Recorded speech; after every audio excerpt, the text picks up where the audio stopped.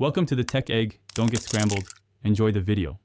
In this video, I will show how to replace Ford F150 remote battery. Start by removing the emergency key and prying the fob open at the seam with a flat tool. Gently lift out the old CR2032 battery, note its orientation, and slide in the new one. Reassemble the case until it snaps closed and test the remote by pressing lock and unlock once to confirm function.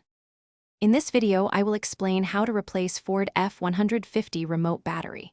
Use a soft cloth and a small flathead screwdriver or coin to open the fob along the seam.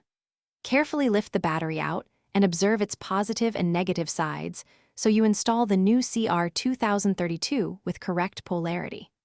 After inserting the new cell, press the halves together until they click, then test the remote button. In this video, I will help replace Ford F150 remote battery. First, remove the emergency key and open the fob using a flat tool at the seam.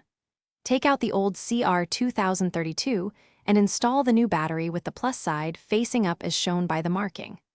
Align the halves and press until they snap together, then test lock, unlock, and panic to ensure the remote communicates with your truck as expected. Thanks for watching. Consider subscribing if I helped unscramble your problems.